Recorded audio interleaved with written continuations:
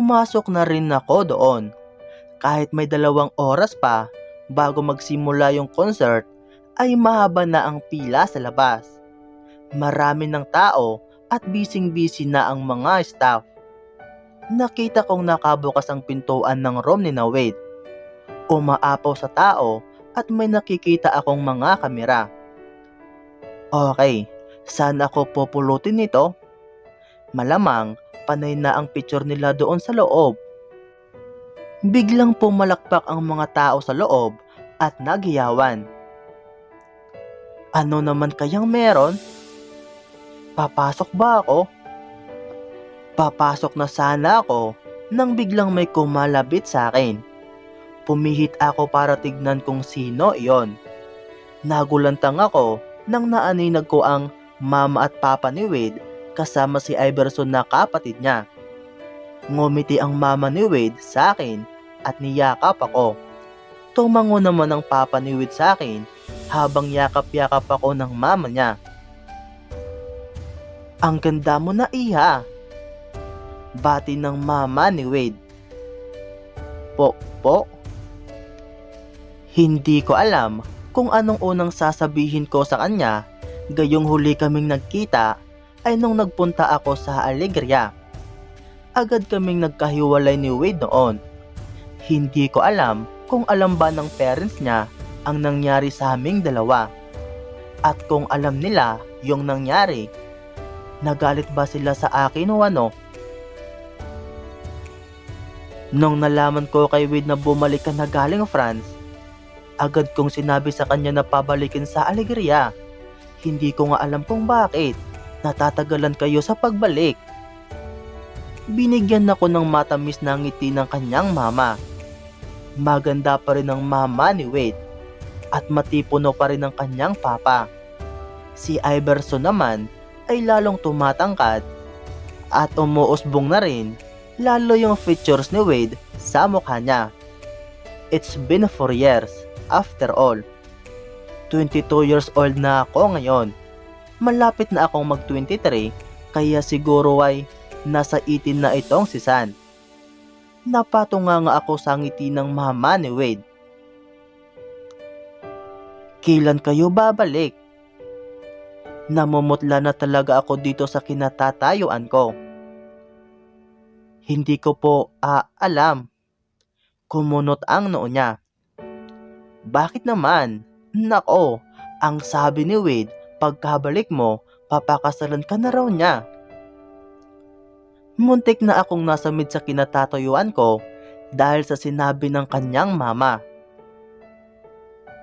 Oo, kailan? Hindi pa nga iyon nagpo-propose. Nanliligaw pa lang. Kinagat ko ang labi ko. Hindi ko alam kung sasabihin ko ba sa kanya yung mga iniisip ko o manahimik na lang ako. Hindi ko pa po alam. Napasulyap ako kay Iverson na nakatunga nga sa akin. Nako, ang hina talaga ng isang yon. Ngumisi siya at sinulyapan ang pintuan. Pasok na tayo sa loob, sabi ng mama ni Wade. Kayo na lang po muna. Kakagaling ko lang kasi dyan. Pagsisinungaling ko. Sige na, sumama ka na sa amin. Sabay hilan niya sa kamay ko. Lika na pa, papicture tayo kay Wade. Sabi ng mama niya. Nangatog yung mga paa ko sa paghila ng mama niya sa akin. Pero alam ko namang dapat discreet lang relasyon yung dalawa. Alam mo na, para walang reporters at fans na makialam. Humalakak siya sa akin. Napalunok ako. Tolero na ako at hindi ko na alam kung alin ang una kong aatopagin. Ang pagsabi sa kanyang hiwalay na kami ni Wade noon o ang pagpipigil sa pagpasok ko sa loob. Pero bago ko pa mapagtanto kung ano ang susunod na aksyon ko, ay nasa loob na kami ng room.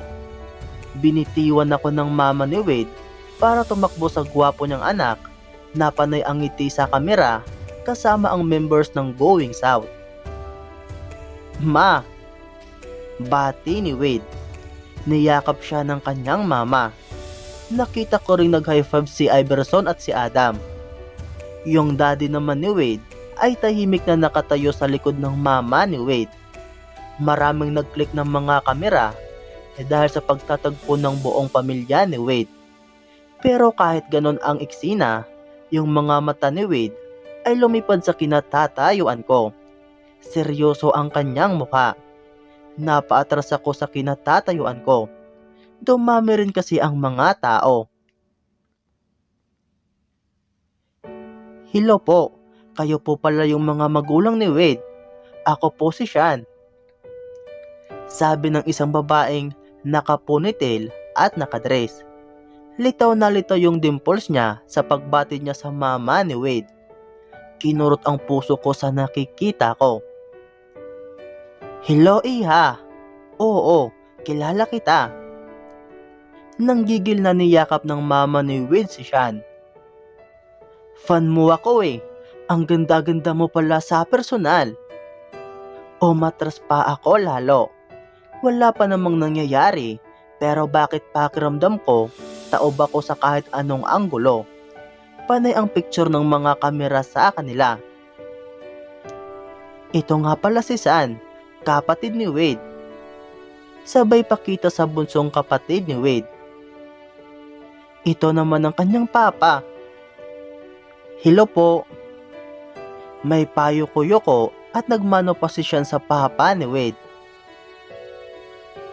Matagal ko na po kayong gustong makilala. Oy, family picture. Sigaw ni Zack sa kanila. Tumawa ang mga kabanda ni Wade. Maging ang mga staff at photographers ay umiyaw sa panunuyang tinanggap nila galing kay Zack. Umatras pa ako lalo at lumapit na sa pintuan. Umamba si Wade na pupuntahan ako pero umiling ako. Kumunot ang noo niya at nakita ko ang galit sa mga mata niya. Nilagay ko ang index finger ko sa labi ko. Shh, Wade. Tumalikod ako at umalis. Oh sige, picture tayo. Sabi ng mama ni Wade. Hindi ko kayang makita silang masaya. Yung buong pamilya ni Wade kasama ang siya na iyon. Kailangan namin ng trust ni Wade. Alam ko, I trust him. Pero may mga bagay talagang hindi mo pa rin kayang tignan kahit na alam mong wala lang. Arina, nabigla ako nang nakita ko si Zoe sa harapan ko. Ang taas ng heels niya at bihis na bihis siya. Pulang-pula din ng kanyang labi at may dala siyang flowers. Ngumisi siya sa akin. Zoe, bakit ka nandito? Tanong ko. Ito, babatiin ko lang sana si Wade. Tumanguwa ko at lalagpasan na sana siya. Rina, it's been 4 years simula nung nagkita tayo. Tapos yun lang ang itatanong mo sa akin? Tumaas ang kilay ni Zoe. Hindi ko alam. Nanghihina pa kasi ako sa mga nangyayari. Nanghihina pa ako sa nakita kong welcome si Sean sa kanyang pamilya. At mukhang gusto siya ng pamilya ni Wade. Kung alam man ng mama ni Wade ang tungkol sa nangyari, tungkol sa pagtakwil ko kay Wade noon, malamang galit yung mama niya sa akin. Pero hindi.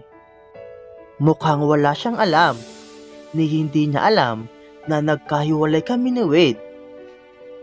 Napatingin ako kay Zoe. Mas lalo talaga siyang gumanda. Nandoon ba siya? Tanong niya. Nabigla ako sa tanong niya. Si Sean? Ha?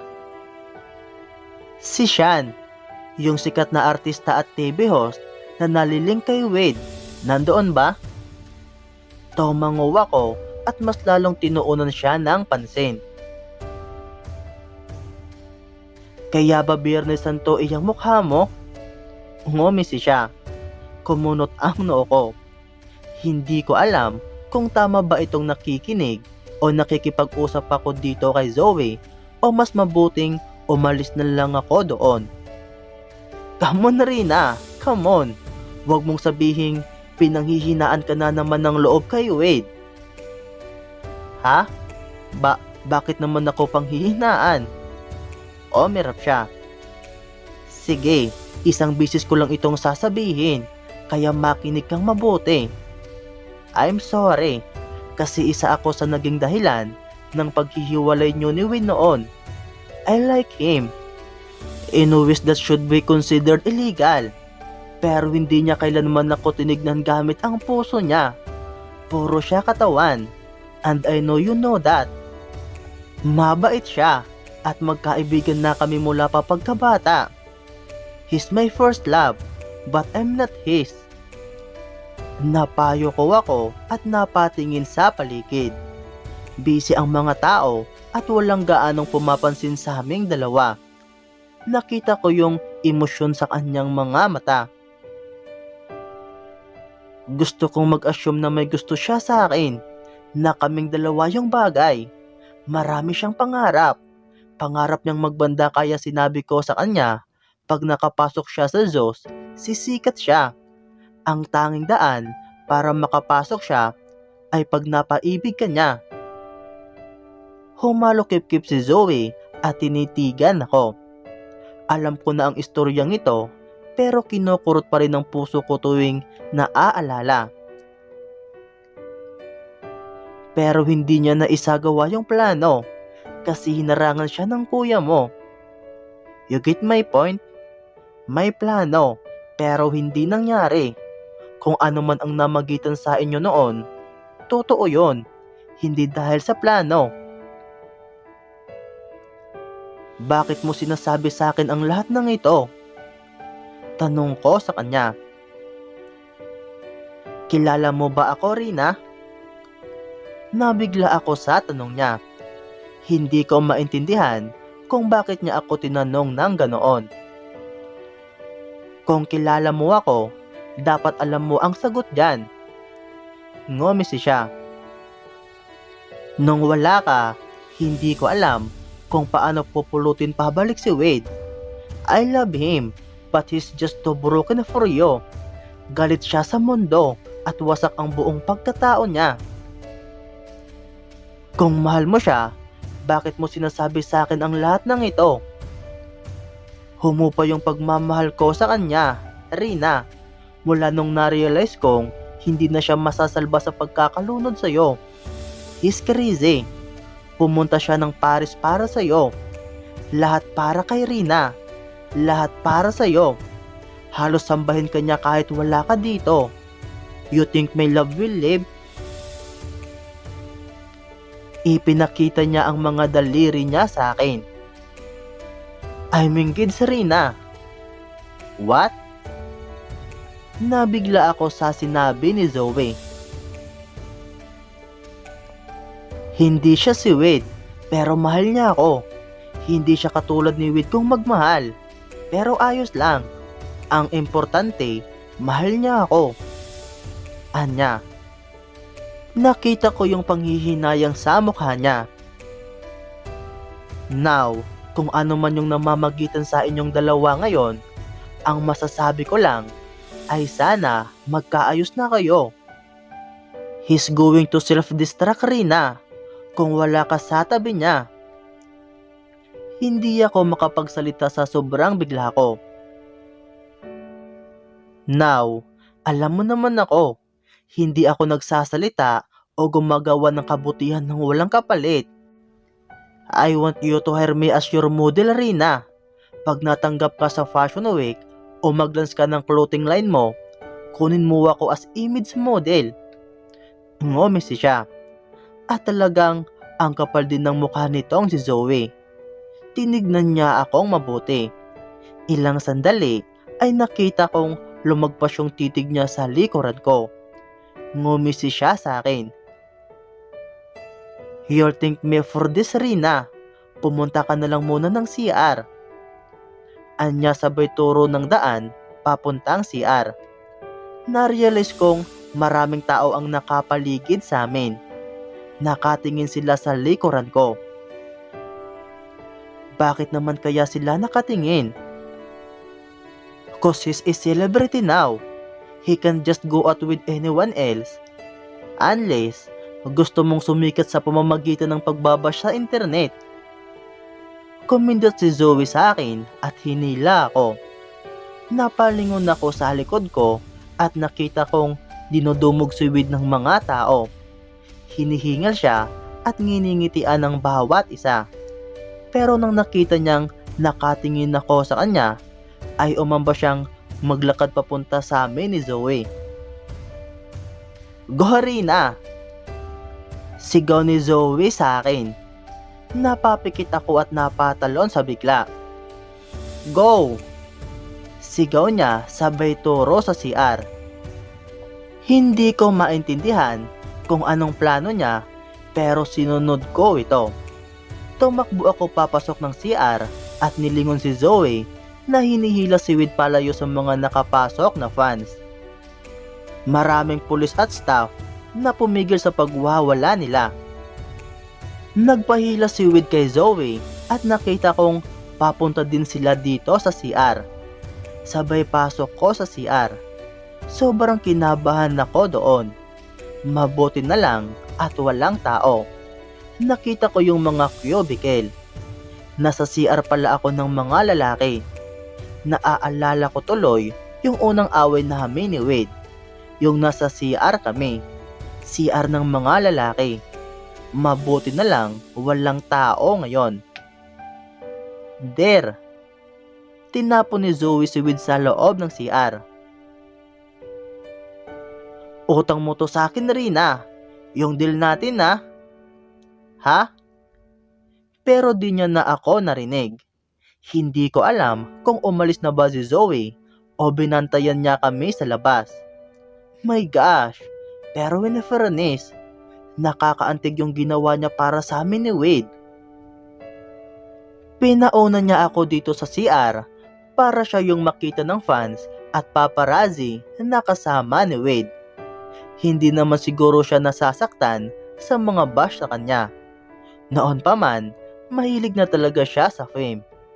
Kahit paano pa yan, basta sumikat lang siya. At hanggang ngayon, ganun pa rin ang trip niya. Naiilang akong tignan si Wade sa mga mata. Nakatayo lang siya doon at pinapanood akong tumitingala at nagkukunwaring chinicheck ang features ng CR. Bakit di ka lumapit sa akin kanina? Tanong niya. Napatingin ako sa seryosong mukha niya. Wade, my praise, anong gusto mo? Magalit yung fans mo sa akin? Namutla siya sa sinabi ko. Hindi naman sila magagalit kung sabihin kong mahal kita. Natawa ako sa sinabi niya. Really? I doubt it. Hysterical ang mga fans ng The Beatles nung kasagsagan nila. Tuwing may mga taong naliling ay halos maglaslas yung mga fans at paulan na ng bash ang mga naliling sa kanila. Malamang, ganun din ang mangyayari sa amin ni Wade kung ipakilala niya ako sa sambayanan. They are all obsessed with Wade siya. Besides, hindi pa naman kami ni Wade.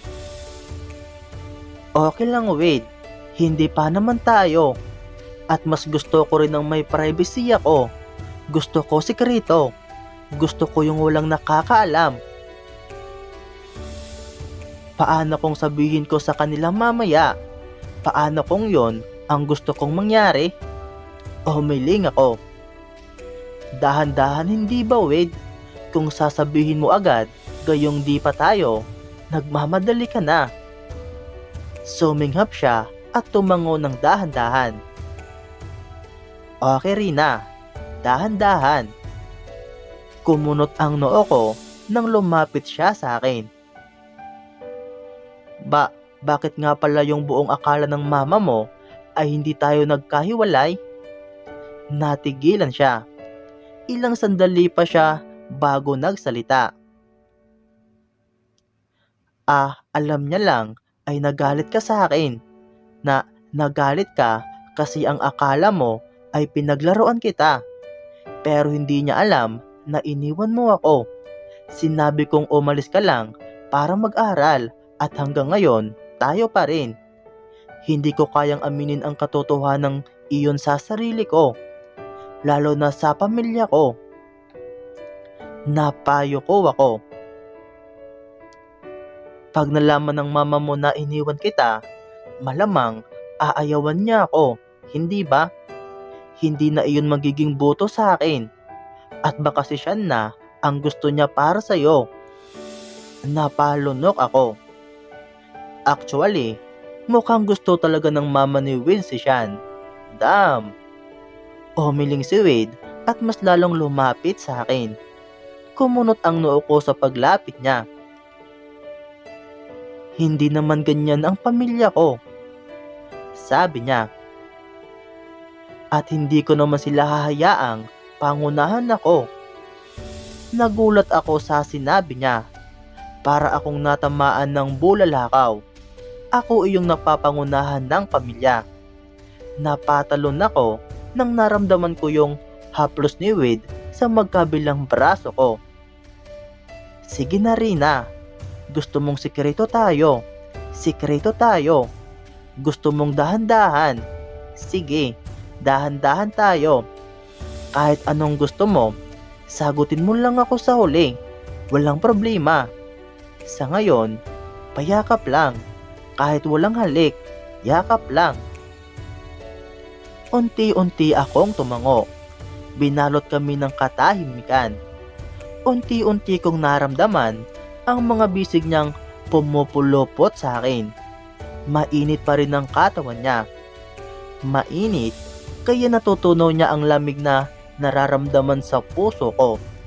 Nakakalimutan ko yung mga dahilan kung bakit ko hiningi sa kanya ang pagdadahan-dahan namin.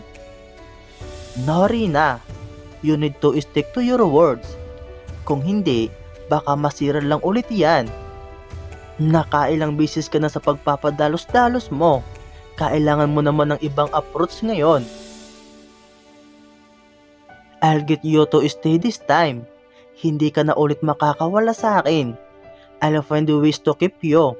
I just don't want you honesty. Ayokong bigla ka na lang nagtatampo. Ayokong nakikita kang biglang umaalis nang di ko nalalaman. Showbiz will really hurt you, Rina. I need to give this all up to be with you. Nagbara ang lalamunan ko sa sinabi niya. Tumindig ang balahibo ko at hindi ko mapigilan ng pagkalat ng kirot sa puso ko. Wade, don't do this. Okay lang naman sa akin. I want you to be honest, Rina. Okay lang, kaya ko. Hinarap niya ako gamit ang nasasaktan niyang mga mata.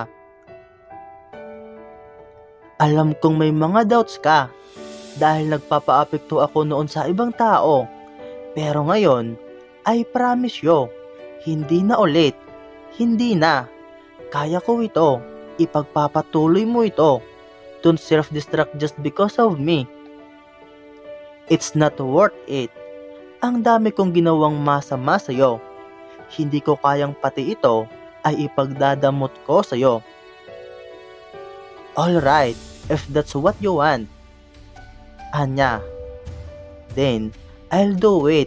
Sagutin mo lang ako. Iwan ko, Wade. Nanliligaw ka pa ba?